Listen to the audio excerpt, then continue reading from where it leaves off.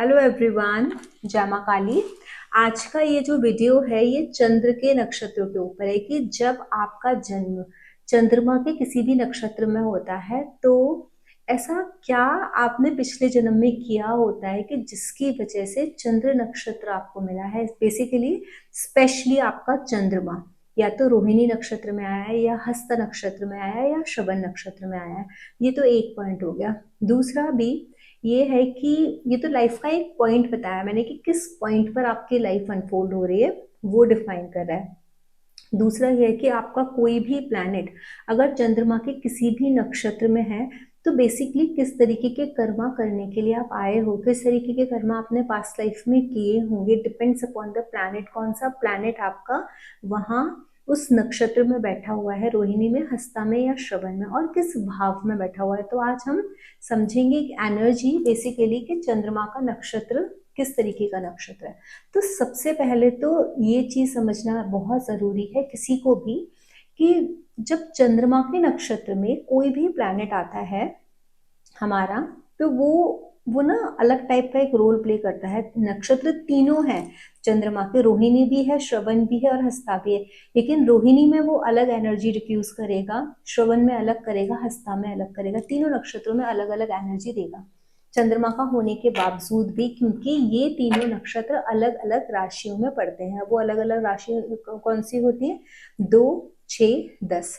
ठीक है, 2 नंबर में आपका रोहिणी आएगा, 6 नंबर में आपका हस्ता आएगा और 10 नंबर की जो राशि है मकर, उसमें आपका श्रवण नक्षत्र आएगा। तो राशियों के भी जो ट्रेड्स होते हैं वो भी आपके उसके साथ मिक्स हो जाते हैं, रिजल्ट डिफरेंट हो जाता है। फिर नवांशा में किस में गया उससे भी रिजल्ट डिफरेंट हो जाता है। लेकिन आज हम बेसिकली कर्मा की बात कर रहे हैं कि क्यों आपको चंद्रमा के नक्षत्र मिले, आपने ऐसा क्या किया होगा, कोई भी नक्षत्र मिला हो। और दूसरा जो पॉइंट मैंने बोला था कि लाइफ किसी की अनफोल्ड हुई है अगर चंद्रमा ही इन तीनों में से किसी नक्षत्र में बैठा है। सबसे पहले हम ये बात करेंगे कि जो नवतारा चक्र पद्धति है उसमें चंद्रमा चौथे नंबर पर आता है। सबसे पहले केतु आते हैं, फिर वीनस आते हैं, फिर सूर्य आते हैं और फिर चंद्रमा आते हैं। तो पहली जो तारा है नैसर्गिक रूप से, दैट इज जन्म तारा, सेकंड इज संपत तारा, थर्ड इज विपत तारा एंड फोर्थ इज क्षेम तारा। तो नैसर्गिक रूप से चंद्रमा क्षेम तारा में आते हैं। अब किसी का जन्म इन तीनों में से किसी भी नक्षत्र में हो गया, सपोज रोहिणी में, हस्ता में या फिर श्रवण में चंद्रमा है, तो बाय डिफॉल्ट आपकी जो लाइफ अनफोल्ड हुई है ना वो क्षेम तारा में हुई है। आप लोग ना लाइफ में ओवरऑल वेलबींग को कहते हैं ना अट्रैक्ट करते हैं, उस चीज के लिए हुई है। अब ओवरऑल वेलबींग के लिए आपका जीवन हुआ है, मतलब एक आपने पिछले जन्म में कुछ ऐसे अच्छे कर्म कर रहे होंगे कि जब आपकी जो तारा आई, आपकी जो लाइफ अनफोल्ड हुई, वो ऐसे पॉइंट पर आकर के अनफोल्ड हुई है जो आपकी शेम तारा में लाइफ अनफोल्ड हो रही है। जो एकदम बचपन है वो बहुत ज्यादा अच्छे से आपका गुजर रहा है, बहुत ज्यादा प्यार मोहब्बत, एक इमोशनल अटैचमेंट, ये सब मिल रहा है क्योंकि चंद्रमा उसी चीज के कारक है। तो आप लोग इमोशनली बहुत ज्यादा कहते हैं ना, इमोशंस का बहुत बड़ा एक रोल होगा आप लोगों के लाइफ में। अगर यही चंद्रमा अफ्लिक्शन में, तो आप इमोशनली आपने बहुत ज्यादा पेन फील किया होगा। ठीक है, आप इमोशनली जितना आपको सामने वाले से एक बॉन्डिंग चाहिए होगी या इमोशनल कनेक्ट चाहिए होगा वो नहीं मिला होगा। या फिर अगर वो अफ्लिक्शन में नहीं है तो आपको बहुत पूरे परिवार ने बहुत लाड़ प्यार से बड़े लाड़ ले रहे होंगे, आपके पास बहुत सारी स्टोरीज होंगी आपके बचपन की लोगों को सुनाने के लिए, घूमना फिरना ये सारी चीजें, अच्छा अच्छा खाना खाने का शौक, स्पेशली दूध दही के जो भी आइटम है, व्हाइट कलर के जो भी आइटम है वो बहुत अच्छे लगते होंगे आपको। तो बहुत छोटी एज में होगे जब आप चंद्रमा की ही महादशा में चल रहे होगे। ये एक बेसिक मेरी जो ये है ना, जो मैंने देख करके चीज़ों को समझा है या जो एक्सपीरियंस लिया है वो मैं बता रही हूँ। और ये जो आगे बता रही हूँ ये भी किसी बुक में नहीं है, ये मैंने जितने भी चार्ट्स देखे हैं या जो भी मेरी अंडरस्टैंडिंग क्रिएट हुई है आफ्टर सीइंग द चार्ट्स और after reading the pattern of people's life through the नक्षत्र, तो वो आज मैं शेयर कर रही हूँ। अब हम बात करेंगे सबसे पहले रोहिणी नक्षत्र की। रोहिणी नक्षत्र के जो देवता हैं वो ब्रह्मा जी हैं, और ब्रह्मा जी का जो कार्य है ना वो सृजन करने का काम है, क्रिएट करने का काम है, क्रिएटिविटी इनको दी गई है, क्रिएशन करते हैं वो। तो रोहिणी नक्षत्र में जब कभी भी कोई प्लैनेट आता है तो आप ये सोचो कि आपके अंदर उस प्लैनेट के कारक तत्वों से रिलेटेड सृजनात्मक शक्ति है, आप सृजन करने के लिए सक्षम हो, आप उस तरीके से चीजों को क्रिएट कर सकते हो जो एक नॉर्मल इंसान नहीं कर सकता, दूसरा इंसान नहीं कर सकता, लेकिन रोहिणी वाला कर सकता है। ये चीज तो है। साथ में रोहिणी नक्षत्र को ना एक कर्स भी है, उनको एक श्राप है। उनको श्राप क्या है कि रोहिणी सबसे प्रिय पत्नी थी चंद्रमा की, और उनको सिर्फ उसी वजह से श्राप मिल गया था क्योंकि वो अपने उस मतलब उस प्यार की वजह से श्राप मिला था कि वो रोहिणी के पास ही रहते थे, किसी दूसरी पत्नी के पास जाते नहीं थे। रोहिणी को भी बहुत ज्यादा गुमान था, इस बात का घमंड था अपनी अपनी खूबसूरती पर, अपने ऊपर कि मेरा पति सिर्फ मुझे प्यार करता है। एथिकली जो ठीक नहीं था, उनको पता था कि उनकी जो दूसरी सिस्टर्स हैं वो भी उनकी वाइफ हैं, he should go to them also, लेकिन फिर भी एथिकली उनको चीजें वो समझ में नहीं आई। She was very self centred, वो अपने बारे में सोचती रही। तो उसकी वजह से ही चंद्रमा को श्राप मिला था कि वो क्षीण हो जाएंगे।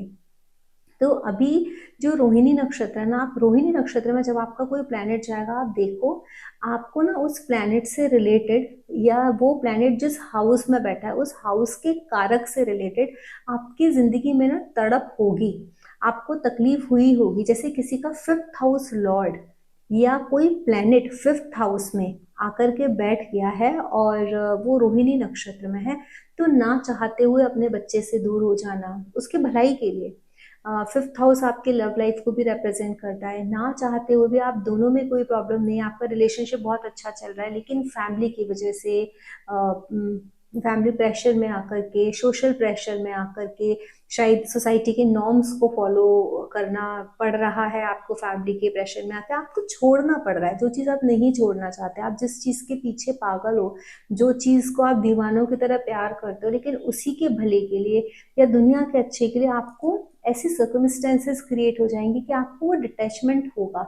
चंद्रमा रोहिणी में है, आप जितना ज्यादा आप जिस इंसान में आप जितना ज्यादा इमोशनली इन्वेस्ट करोगे ना खुद को, आपको उसी भाव से रिलेटेड आपको ना वो तड़प सहने को मिलेगी, वो पेन सहने को मिलेगा। ये रोहिणी नक्षत्र का ट्रेट है। क्यों क्यों है? क्योंकि रोहिणी और चंद्रमा को भी सेम उससे फीलिंग से गुजरना पड़ा था कि जब उनको ये बोल दिया था कि अगर वो जिंदा रहना चाहते हैं या बचना चाहते हैं, इसी शर्त पर दक्ष ने वो श्राप वापस वापस तो नहीं लिया था, उसको ऑल्टर किया था कि इनको हर पत्नी के पास जाना पड़ेगा। तो ना चाहते हुए भी और अंडर सर्कमस्टांसेस ऐसे थी जो अनअवॉइडेबल सर्कमस्टांसेस जिसको बोलते हैं, उनको 26 दिन के बाद ही रोहिणी के पास आने का टाइम मिलता था। उसके बाद उससे पहले नहीं आ सकते थे। तब तक अगर अगर उस प्यार के लिए वो रुकेंगे तो फिर वो श्राप उनको लग जाएगा और वो खत्म हो जाएंगे चंद्रमा। तो ये चीज रोहिणी में होती ही होती है। तो यहाँ प्रॉब्लम क्या होती है कि हम किसी टाइम में, और आप ये पेन सपोज अगर आप फील कर रहे हो जो मैं बोल रही हूँ, इसका मतलब क्या है कि you have to learn detachment. आपको एक डिटैचमेंट सीखना पड़ेगा। चंद्र के नक्षत्र आपको इमोशनली स्ट्रांग बनाने के लिए आए हैं, वीक नहीं। वो आपको इमोशनली इवॉल्व करने के लिए आते हैं। इवॉल्व रोहिणी में आप क्रिएटिविटी से हो गई। You are suppose to think about the about मैं ऐसा बोल सकती हूँ कि हम किसी एक बहुत छोटी इकाई, एक बहुत छोटी यूनिट के बारे में ना सोच के हम बहुत बड़े रूप में ना ब्रॉड वे में थोड़ा सोचे। जैसे कि आप अपनी सोल लेवल पर स्पिरिचुअली आप इवॉल्व करो। आप आसक्त किसी एक इंसान में ना रह करके आप उस सुपर कॉन्शियसनेस में आसक्त हो, तो वो जो इवॉल्व होना है या जो स्पिरिचुअल एनलाइटमेंट है या जो आपकी जो क्रिएटिविटी है उसको जब कल्याण के लिए यूज करना, ये रोहिणी नक्षत्र का बेसिकली आपको टीचिंग है। अगर आप किसी इंसान के साथ या पर्टिकुलर किसी एक चीज के साथ आप आसक्त हो, तो वो आपको बोलती है कि जिस भाव में भी है, जिस भाव के, हर भाव बहुत नॉर्मल सी या फिर बहुत नैरो भी एक सोच या फिर चीजें दिखाता है, और एक ब्रॉड लेवल पर भी कोई चीजें दिखाता है। तो जैसे सेकंड हाउस ही है, तो सेकंड हाउस में आप अपने परिवार से बस सोच रहे हो, लेकिन वासुदेव कुटुंबकम, अगर आप पूरी पृथ्वी को अपना परिवार समझो, कुटुंब समझो और फिर आप कुछ करो, तो this is the real energy of Rohini नक्षत्र। तो रोहिणी नक्षत्र आपको उस लेवल पर इवॉल्व होने के लिए बोल रहा है। तो इस तरीके से आप रोहिणी नक्षत्र को चेक कर सकते हो अपनी कुंडली में। अब इसके बाद हम बात करेंगे हस्त नक्षत्र की। हस्त नक्षत्र जो है वो पड़ता है वर्गो साइन में, कन्या साइन में, और इसके जो देवता है वो सवितर है। और सवितर हमको पता है कि जब आप ये जो गायत्री मंत्र आप जब चैंट करते हो, तत्सवितर जो नाम आता है वो सवितर देवता का ही आता है। इनके पास गोल्डन हैंड्स है।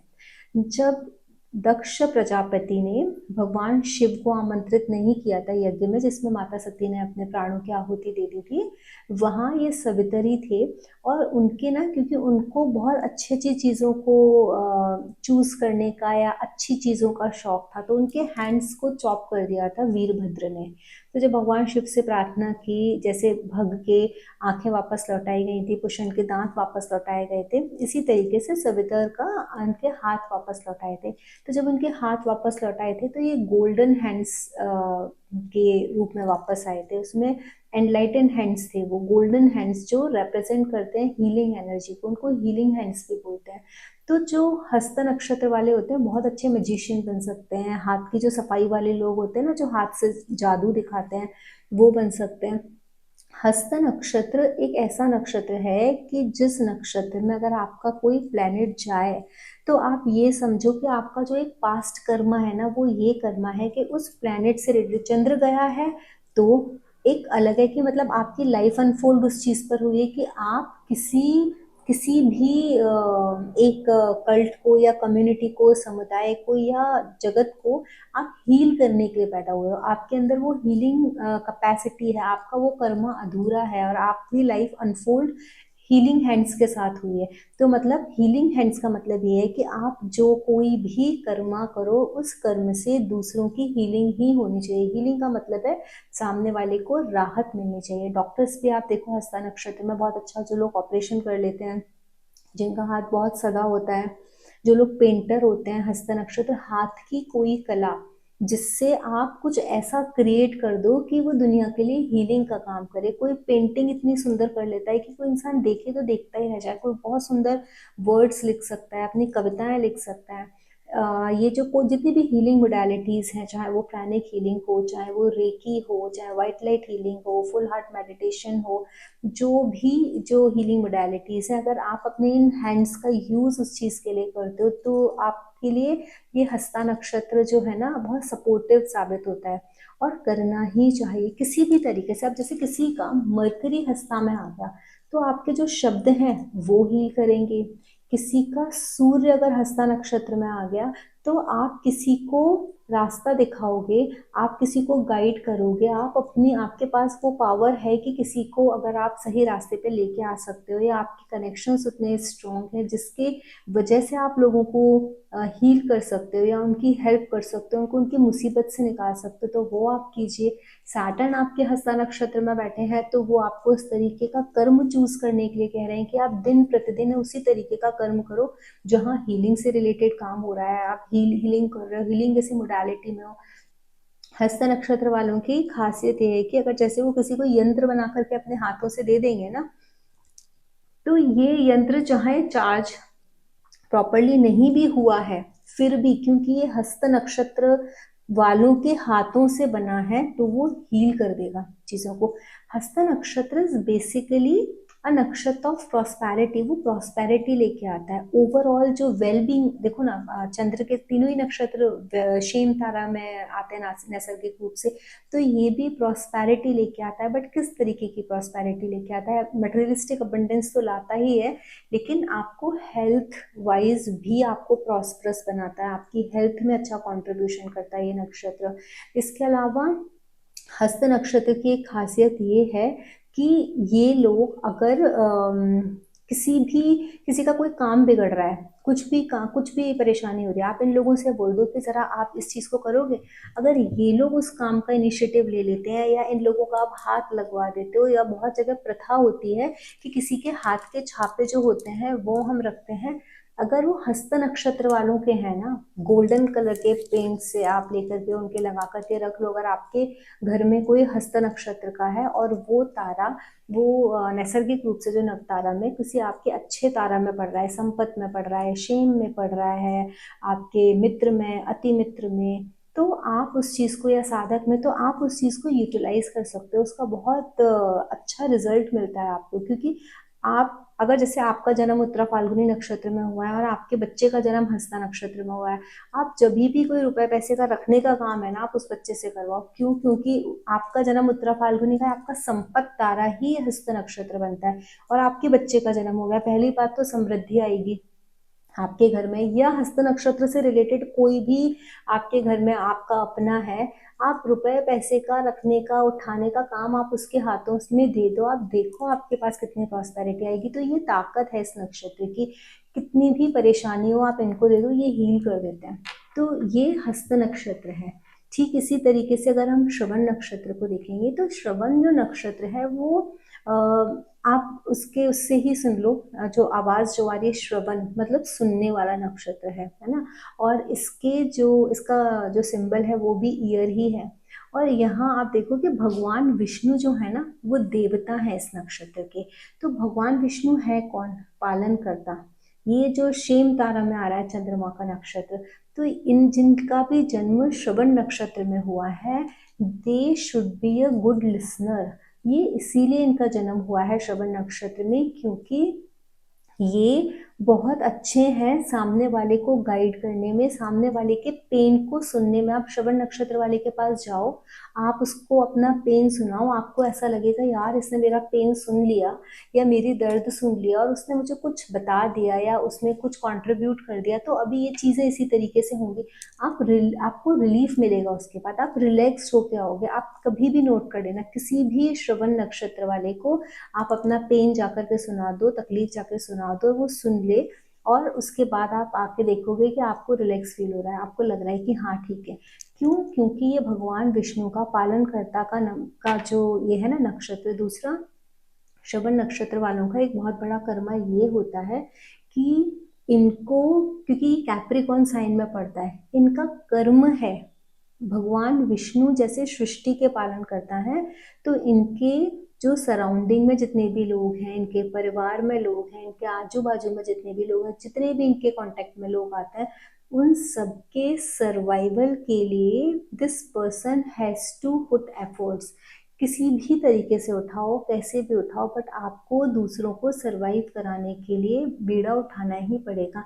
आपका जन्म ही इसीलिए हुआ है कि आप लोगों के दुखों को, दर्द को सुनो, तकलीफों को सुनो, और उनको तकलीफ से निकलने का रास्ता दिखाओ। आप कितना ज्यादा, आप खुद कितना कंट्रीब्यूट कर सकते हो उनको उस मुसीबत से निकालने के लिए, वो भी आपके लिए बनता है। श्रवण नक्षत्र ना ज्ञान का नक्षत्र होता है।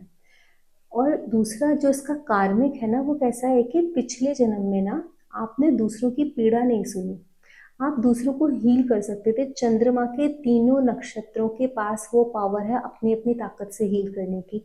रोहिणी के पास जैसे ताकत है कि कुछ क्रिएट करके किसी को हील करने की, हस्ता के पास ताकत है अपने गोल्डन हैंड से, अपने हीलिंग हैंड से कुछ करने की और हील कर देने की। इसी तरीके से श्रवण के पास ताकत है अपनी बुद्धि का प्रयोग करके लोगों की परेशानियों को सुन के।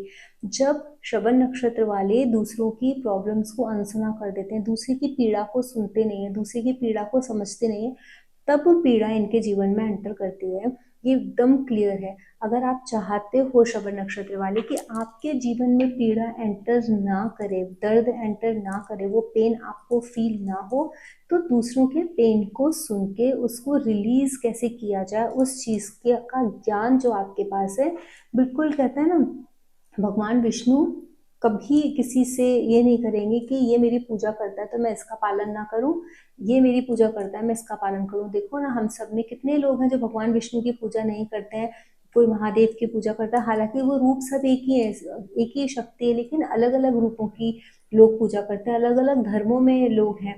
लेकिन फिर भी भगवान विष्णु का काम सर्वाइवल का है, सबके पालन करने का है, तो भगवान विष्णु तो अपना काम करते ही। इन द सेम वे नक्षत्र देवता ही आपके भगवान विष्णु, तो you have to bring that quality into you. हम उस देवता की क्वालिटी को अपने अंदर लेके आना हमारे लिए सबसे इजी होता है।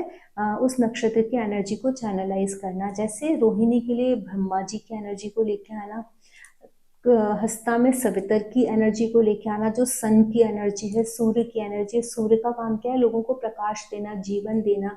तो जीवन क्या, हीलिंग इज अ जीवन ना, आप किसी को जीवन दे रहे हो, किसी को हील करो। इन द सेम वे पालन करना, दूसरों के दुखों को सुनना, तकलीफों को सुनना। नारायण नारायण करते हुए नारद जी हमेशा भगवान विष्णु के ही पास भागते थे। हर परेशानी, कोई भी देवता पे परेशानी आती है, वो भगवान विष्णु के पास भागते हैं। इंद्र का सिंहासन छीनने वाला होता है, भगवान विष्णु के पास भागते हैं। फिर भगवान विष्णु के पास अगर कोई सोल्यूशन नहीं होता, देन दे गो टू भगवान शिव। तो आपको अपने अंदर उसी तरीके की क्वालिटीज को डेवलप करना है कि लोग आपके पास भाग करके आए जब भी वो परेशानी में, और उनको लगे कि सॉल्यूशन मेरा इसके पास है। तब आपका सोचो श्रवण नक्षत्र बराबर से काम कर रहा है। और जिसके साथ ऑलरेडी ऐसा है कि वो श्रवण नक्षत्र में है, उनका कोई भी प्लैनेट या चंद्रमा या उनका लग्नेश, और लोग उनके पास मदद के लिए भागते आते हैं, तो this is your prime responsibility. क्योंकि पिछले जन्म में आपने नकार दिया था, इसलिए इस जन्म में आपके पास पीड़ा है। जितनी पीड़ा दूर करोगे उतनी पीड़ा आपकी दूर होगी। तो ये एक ओवरव्यू था चंद्रमा के तीनों नक्षत्रों के ऊपर। अगर आप लोगों को ये वीडियो अच्छा लगा है तो इसको लाइक करें, शेयर करें और अपने फ्रेंड्स के साथ जरूर शेयर करें। जय मां काली।